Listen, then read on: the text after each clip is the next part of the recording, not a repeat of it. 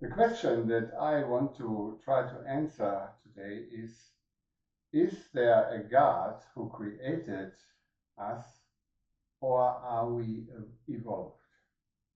As I was preparing for this message, I came to the conclusion that I could search all my life long for some absolute and compelling evidence for the existence of God, our Creator, and I would not find them.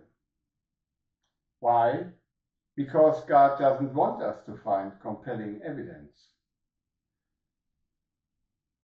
But He rather wants to be encountered on the basis of faith and trust. Faith is the only way that leaves us a free decision whether we want Him in our lives or we want to live without Him. Otherwise, God could have revealed Himself and shown Himself to the entire world long ago. Paul writes to the Roman Christians concerning this the following. In chapter 1, verse 20, in the book of Romans, he says, "For the invisible things of Him from the creation of the world are clearly seen, being understood by the things that are made, even His eternal power and Godhead, so that they are without excuse." 71% of today's scientists believe in an intelligent design by God. Only 24% still believe in our evolution, without God. Two of the strongest evidences against evolution are these. One scientist writes, "Given that evolution, according to Darwin, was a continual ongoing process, it followed logically that the fossil record should be rife with examples of transitional forms leading from the less to the more evolved kinds of species. Even those who believe in rapid evolution recognize that a considerable number of generations would be required for one distinct, simpler species to evolve into another more complex species. There ought therefore to be considerable number of true transitional beings preserved in the fossils, but in fact there are billions of non-transitional fossils found. The transitional species in the fossils, as well as among the living species today, are missing. So there are no species in between those species we have today, but they should be there.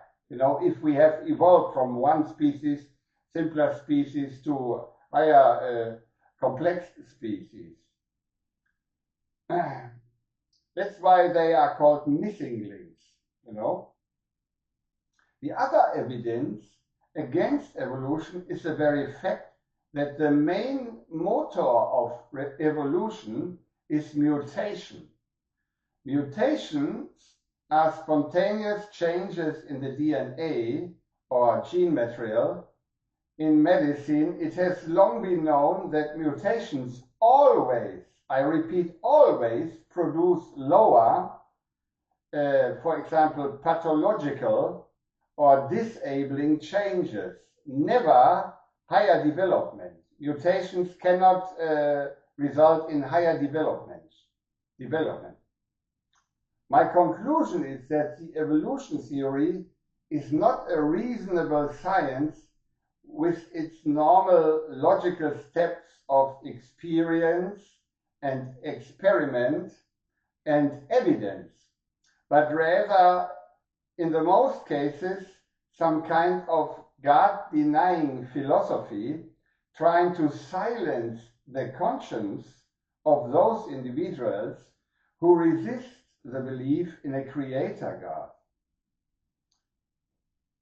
On the contrary, I want to give some evidence of creation that I think are obvious. In my professional life, I've learned, among other things, general nursing, and thereby a part of medicine. When in those classes we dove into the human anatomy and physiology and other subjects, I was so astonished about the perfect organization of our bodies that I gained much more respect of our Creator than I had before. By the internet today, everybody has easy access to information about our body and its organs, how they are built and how they are functioning, and how dependent of certain circumstances, conditions, and supports all body organs are. Today, even many of the unbelieving scientists must admit that there is an intelligent design behind all our body organs, functions, and performances. Everything inside of our bodies is embedded in a perfect organization of mutual dependencies. And every variation can become critical and even dangerous if it exceeds certain general fixed conditions.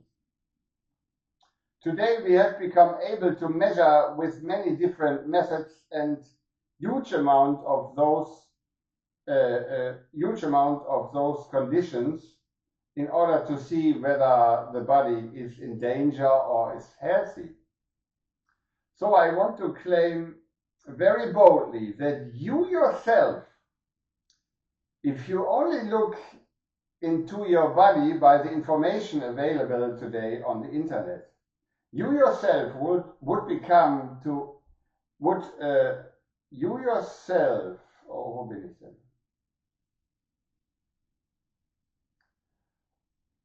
become an undeniable evidence that there must be an intelligent design behind all this. Your body is filled with intelligence, with thoughts, with commands, which keep it functioning, so that you can live for 70 or 80 or more, even more years on this planet.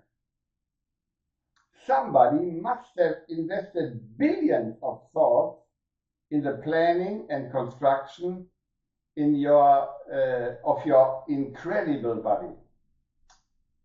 Honest scientists today admit that. Another evidence I would suggest is religion. 85% of the entire world population believes in some kind of God. This fact alone is proof to me that we kind of miss the God that created us to live in communion with Himself. The only problem we have is the question, who is He? What is His name? What is His character? What is His identity? Religion is the human attempt to make up a God after our own human imaginations and thoughts. But let me ask you, could the clay understand and grasp who the potter is? If God compares us humans with the clay and Himself with the potter, how dare we human can come up with an imagination of who and how the potter might be, and try to serve and please him after our own limited awareness, doesn't that seem to be always an offense to God's overwhelming greatness and majesty?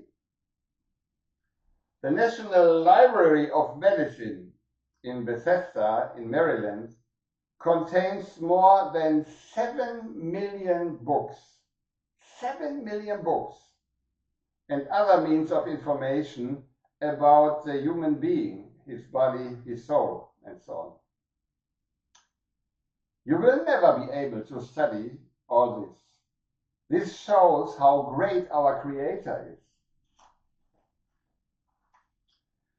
Our imagination can only fail to do justice to the powerful, glorious, and majestic God who created us and our environment.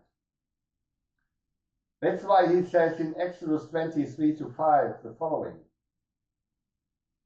You shall have no other gods before me. You shall not make unto thee any graven image or any likeness or anything that is in heaven above, or that is in the earth beneath, or that is in the water under the earth. You shall not bow down thyself to them, nor serve them. For I, the I am, that is real God, where everybody, everywhere where in the Bible, in the Old Testament, is Lord in capital letters. You should read not Lord, but I am, that's his name. I am thy God, am a jealous God, visiting the iniquity of the fathers upon the children unto the third and fourth generation of them that hate me. Every religion in itself is a violation of the second commandment. I'm speaking of religion, not of the faith that the Bible wants to guide us into. Because every religion is made up of various material or non-material human imaginations about God. God rejects every religion unmistakably. That is why the Pope is in a terrible error, stating that all religions of the world are paths to the same God, only in diverse ways, and that the diversity is wanted by God. That is just human reasoning and contradicts the teaching of the Bible. No, God says no to all religions, because religions are human attempts to find the way back to the lost paradise and relationship with God. But rather God himself has come down from heaven and revealed himself in the man Jesus Christ, or Yeshua the Messiah. God took the initiative. Jesus Christ himself said in John 14:6, I am the way, the truth, and the life. No man comes to the Father but by me.